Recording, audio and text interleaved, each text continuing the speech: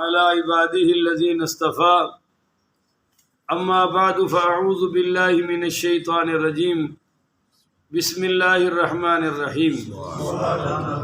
معزز محترم محتشم سامعین حضرات، 6 جولائی بروز بدھ بعد نماز فجر 2022 کا یہ درس حدیث مصطفیٰ صلی اللہ علیہ وآلہ وسلم، یہ ادب المفرد کی شرح قسط نمبر 56 ہے، اور آج انشاءاللہ حدیث نمبر 346 سے لے کر 350 تک درس جاری رہے گا۔ آپ دعا فرمائیے رب کریم مجھے شرح صدر کے ساتھ حق سچ بیان کرنے کی توفیق عطا فرمائے، اور ہم سب کو عمل والی باتوں پر عمل پیرا ہونے کی توفیق عطا فرمائے۔ باب الزیارتی، کسی دوست کی ملاقات کے لیے جانے کی فضیلت ہے، لین دین کے علاوہ اور رشتہ داری کے بھی علاوہ۔ حدثنا عبداللہ بن عثمان قال حدثنا عبداللہ بن المبارک اخبرنا حماد بن سلمہ عن ابی سنان الشامی عن عثمان بن ابی سودۃ عن ابی ہریرہ رضی اللہ تعالی عنہ وعنہم عن النبی صلی اللہ علیہ وآلہ وسلم قال، سیدنا ابو ہریرہ رضی اللہ تعالی عنہ فرماتے ہیں کہ سرکار دو عالم صلی اللہ علیہ وآلہ وسلم نے فرمایا، اذا عاد الرجل اخاہ او زارہ، آپ نے فرمایا کہ جب کوئی آدمی اپنے مسلمان بھائی کی ملاقات کے لیے، زیارت کے لیے، یا اس کی عیادت کے لیے، وہ بیمار ہے تیمارداری کے لیے یا ویسے ہی، او زارہ زیارت کے لیے جاتا ہے، تو قال اللہ تعالیٰ فرماتا ہے، لہو طبتا وطابا ممشاکا، یہ 3 لفظ اللہ فرماتا ہے، طبتا وطابا و ممشاکا، ممشاکا 3۔ پہلے لفظ کا مطلب یہ ہے کہ اللہ تعالیٰ فرماتا ہے تو بڑا اچھا آدمی ہے، سبحان اللہ، اور تیرا چلنا بھی مجھے بڑا پسندیدہ ہے، اور تو نے اس بھائی کی ملاقات کر کے جنت میں اپنا ٹھکانہ بنا لیا، وَتَبَوَّأْتَ مَنْزِلًا فِي الْجَنَّةِ، تو نے اس کی زیارت کر کے، ملاقات کر کے اپنا ٹھکانہ جنت میں بنا لیا۔ تو یہ فضیلت ہے کسی کی زیارت کرنے کی۔ اب سنیے حدیث نمبر 347۔ حدثنا بشر بن محمد قال حدثنا عبداللہ بن المبارک عن ابن شوذب قال سمعت مالک بن دینار یحدث عن ابی غالب عن ام الدرداء رضی اللہ تعالی عنہا قالت زارنا سلمان من المدائن الى الشام ماشیا، اللہ اکبر کبیرہ۔ یہ حضرت ام دردہ پڑھی رضی اللہ تعالی عنہا، یہ ابو دردہ رضی اللہ تعالی عنہ کی زوجہ ہیں، فرماتی ہے کہ سلمان فارسی مدائن سے، مدائن عراق کا ایک شہر ہے، مدائن سے شام تک پیدل چل کر ہمارے لیے ملاقات کے لیے آئے۔ عراق کے شہر مدائن سے شام تک پیدل چل کر ہماری ملاقات کے لیے آئے۔ آگے وہ ایک بات بیان کرتی ہیں، وہ ذرا سننے والی ہے۔ وہ فرماتی ہیں کہ ماشیاً پیدل چل کر آئے، وعلیہ کساء ون در وردو، یہ انہوں نے جو نا ایک چادر اوڑھ رکھی تھی، اور اندر ورد لفظ کیا ہے، اندور پہنا ہوا تھا۔ یہ پجامہ ہوتا ہے اندر کا، جو گھٹنوں سے تھوڑا سا نیچے ہوتا ہے، معافی چاہتا ہوں، گھٹنوں سے تھوڑا سا اوپر ہوتا ہے، اور ذرا ٹائٹ قسم کا ہوتا ہے۔ شاید اسی سے لفظ انڈر ویئر نکلا ہے، یا انہوں نے اس کی کوئی نقل شکل بنا لی ہے، بہرحال وہ تو بہت چھوٹا ہوتا ہے۔ تو یہ انہوں نے پجامہ جو نہ بہت لمبا ہوتا ہے نہ چھوٹا، اور گھٹنے سے نیچے تک ہوتا ہے، نیچے تک، اوپر تک نہیں، نیچے تک ہوتا ہے۔ اور ابن شوذب جو اس حدیث کے راوی ہیں، روی سلمان وعلیہ کساء متموم الراس ساقط الاذنین، کہتے ہیں کہ وہ جب ملاقات کے لیے آئے نا حضرت سلمان فارسی، تو دیکھا کہ ایک چادر اڑے ہوئے ہیں، سر کے بال بالکل صاف ہیں، یعنی ٹنڈ کی ہوئی ہے، اور ان کے کان بڑے بڑے ہیں، اور کان بڑے بڑے ہیں، یعنی انہو کان ارفشا، وہ بالکل بھدے سے معلوم ہوتے تھے، کوئی بناوٹ سجاوٹ اور کوئی تیاری ویاری اور کوئی خوبصورتی نہیں تھی. فقیل له شوہت نفسک، حتیٰ کہ لوگوں نے جب ان کو دیکھا تو یہ کہنا شروع کر دیا کہ یار آپ نے تو بالکل اپنا حولیہ ہی بگاڑ رکھا ہے، بدنما اور اپنے آپ کو بھدا بنا رکھا ہے. تو سنیے حضرت ابو ذر غفاری رضی اللہ تعالی عنہ نے جواب دیا، سلمان فارسی نے جواب دیا، قال ان الخیر خیر الآخرتی، کہ بھائی ہم یہاں جیسے بھی رہیں سب سے بہتر تو آخرت کی بہتری ہے. اگر وہاں کامیاب ہو گیا تو بننا سنورنا ٹھیک ہے، وگرنہ یہاں بن سنور کے رہے وہاں لطر کھائے تو کوئی فائدہ. تو اصل بہتری اور خوبصورتی کہاں کی ہے جی؟ بھائی سارے بولو، آخرت کی خوبصورتی ہے. اچھا یہ نبی کریم پڑھیے صلی اللہ علیہ وسلم نے ابو دردہ کے ساتھ حضرت سلمان فارسی کا رشتہ اخوت قائم فرمایا تھا. رشتہ اخوت سمجھتے آپ؟ انصار اور مہاجرین کا بھائی چارہ. تو ان کا بھائی چارہ کن کے ساتھ ہوا؟ ابو دردہ کے ساتھ. تو حضرت ابو دردہ کے یہ گھر کھاتے پیتے تھے، رہتے تھے، اور پھر جب جدا ہوئے تو ملاقات کے لیے علیحدہ کبھی کبھی تشریف لے آتے تھے. یہ ایک مرتبہ حضرت ابو دردہ کے گھر آئے تو دیکھا کہ ان کی بیوی نے میلے کچیلے کپڑے پہن رکھے ہیں، کوئی تیاری نہیں اور کوئی کچھ نہیں. تو حضرت سلمان فارسی رضی اللہ تعالیٰ عنہ نے ان سے فرمایا کہ میری بہنی ہے، تو نے اپنا کیا حلیہ بنا رکھا ہے؟ عمر بھی کوئی اس وقت بہت بڑی نہیں تھی. تو حضرت ام دردہ نے کہا کہ جو تیرا بھائی ہے نا ابو دردہ، اس کو مجھ میں کوئی رغبت ہے ہی نہیں، کوئی توجہ ہی نہیں ہے. وہ سارا دن روزہ رکھتا ہے، رات کو مصلے پہ گزارتا ہے، تو میں کس کے لیے تیاری کروں؟ فرمایا اچھا آج اس کا علاج کرتا ہوں. جب وہ شام کو تشریف لے آئے تو کھانا پکا، حضرت ابو دردہ آگے کھانا کھانے لگے، شام کا مطلب مغرب سے پہلے. تو حضرت سلمان فارسی نے کہا وہ میرے ساتھ کھاؤ. حضرت ابو دردہ کہنے لگے میرا روزہ ہے. فرمایا میں بھی نہیں کھاؤں گا، تو کھائے گا تو کھاؤں گا. تو حضرت ابو دردہ نے ان کو کھانا کھلانے کے لیے روزہ توڑ دیا، اور وہ نفلی روزہ تھا. نفلی روزہ مہمانوں کی وجہ سے توڑا جا سکتا ہے. بولو توڑا جا سکتا، بعد میں قضا کر لو. روزہ توڑ دیا اور کھانا ساتھ ہے. جب یہ رات کو مصلے پر عشاء کے بعد جانے لگے تو حضرت سلمان نے فرمایا ادھر آؤ آرام کرو. آپ نے مصلے پہ کوئی عبادت ہے؟ عشاء پڑھ لی کافی ہے بس. یہ پھر اٹھے، انہوں نے پھر سلا دیا، پھر اٹھے انہوں نے پھر. تو اب یہ اپنے مہمان کے ادب میں سو گئے، مگر صبح جاتے ہی جا کے حضور کو شکایت لگا دی کہ یا رسول اللہ رات میرے گھر میں سلمان نے میرے ساتھ یہ کام کیا ہے، رات کو مصلے پہ بھی نہیں جانے دیا اور میرا روزہ بھی افطار کروا دیا. تو آپ نے فرمایا بالکل سلمان نے صحیح کیا ہے، بالکل اس نے صحیح کیا. پھر حضرت سلمان فارسی رضی اللہ تعالیٰ عنہ نے ابو دردہ رضی اللہ تعالیٰ عنہ کو فرمایا بھائی وَإِنَّ لِنَفْسِكَ عَلَيْكَ حَقًّا، تمہارے جسم کا بھی تم پر حق ہے. وَلِزَوْجِكَ عَلَيْكَ حَقًّا، تیری بیوی کا بھی تجھ پر ہے. بولو تو صحیح، یہ ساکنو تے اپا شیر ہے نا. اور وَلِعَيْنِكَ عَلَيْكَ حَقًّا، تیری آنکھوں کا بھی تجھ پر حق ہے، تو کچھ سو بھی لیا کر بھائی، بیوی کا بھی وغیرہ وغیرہ. تو یہ مدائن سے چل کر شام پیدل حضرت ابو دردہ کی زیارت کے لیے آئے. تو پتہ چلا بھائی ہن تے زیارتاں دے بھی تے ڈیپو کھولے نے نا، بھی اوتھے جانا ہے. کوئی ماڑے بندے وال زیارت نو جاندا پیر بھی پجارو والا ہوئے تے پھر لوکی زیارت نو جاندے نے. کدے ویکھیا کوئی پیر سائیکل تے آیا ہوئے تے لوکی اونے بھی ہاتھ چومدے ہون.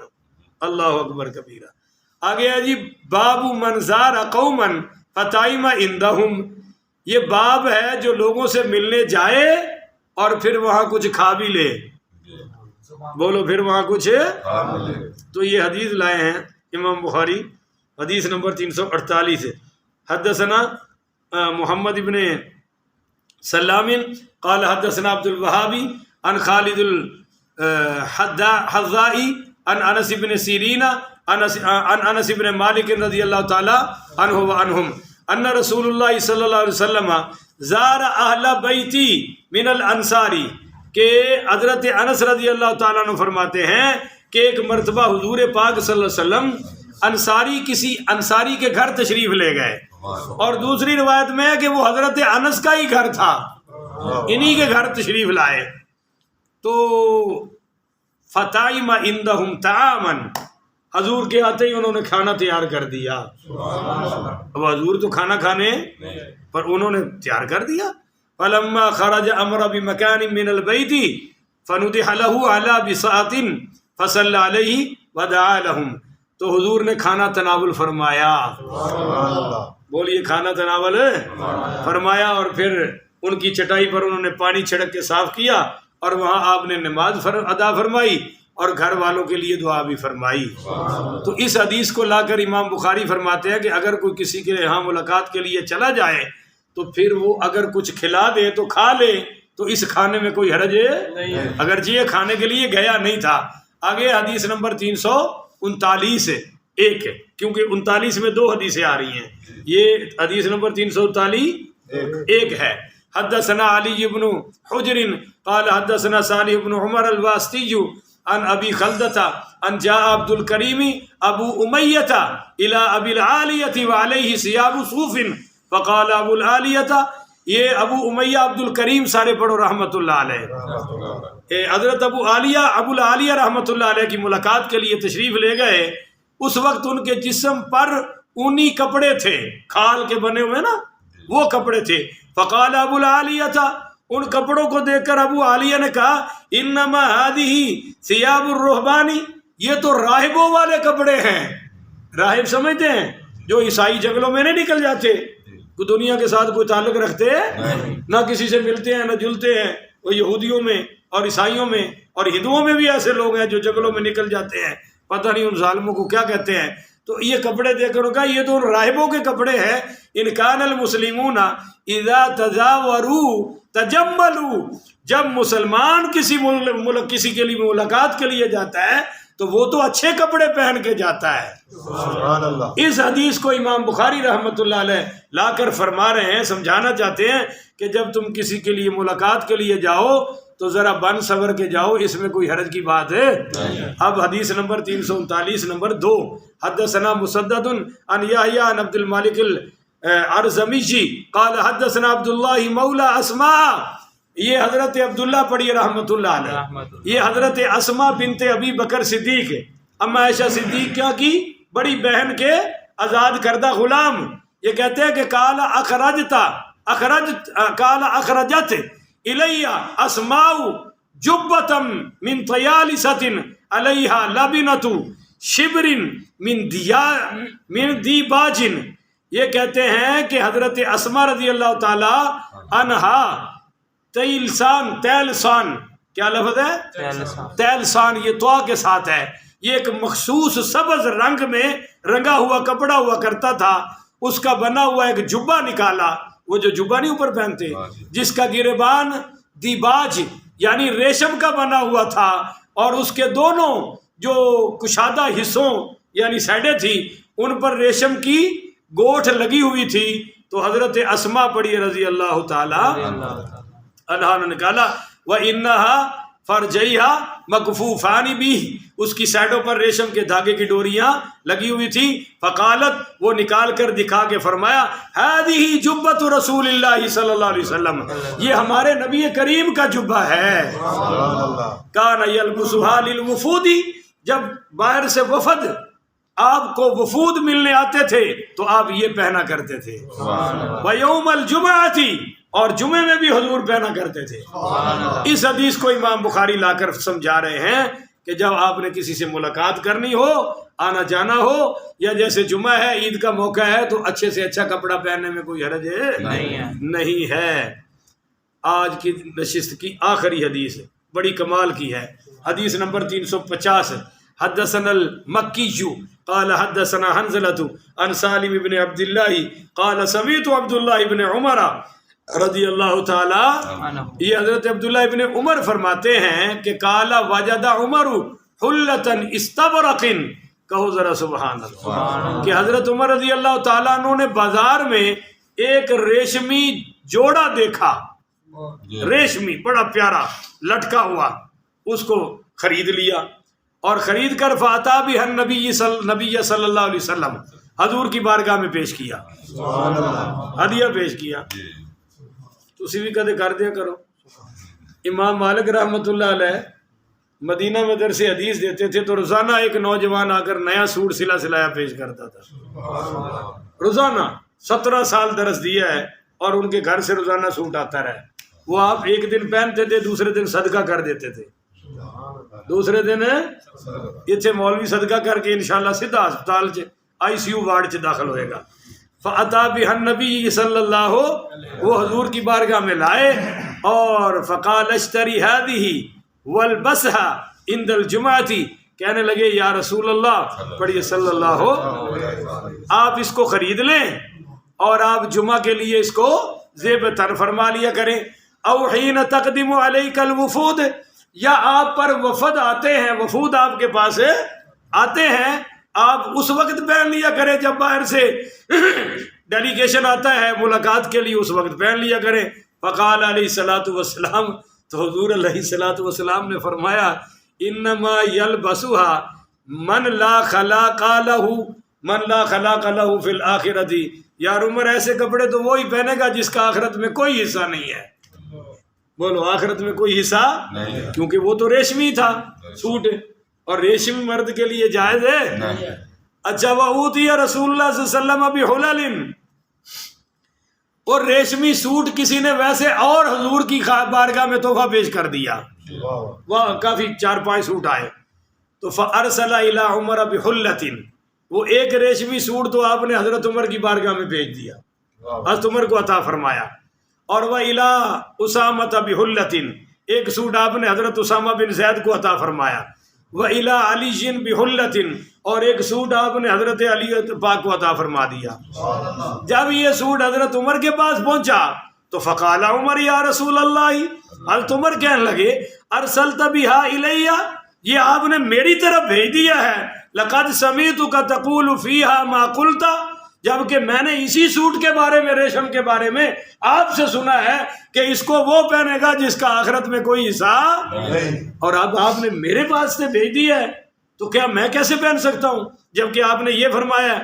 فقال النبی صلی اللہ علیہ وسلم تبعوها او تقضی بها حاجتک، آپ نے فرمایا یار تو عمر خود نہ پہن، اگر تو خود نہیں پہننا چاہتا تو بالکل نہ پہن، مگر اس کو تو بیچ دے یا اپنے گھر کی عورتوں کو دے دے یا کسی اور کو تحفہ عطا کر دے۔ تو پتہ چلا اگر تحفہ آ جائے تو اس کو بیچنا جائز ہے، بولو اس کو بیچنا، اور تحفہ کسی اور کو دینا بھی جائز ہے۔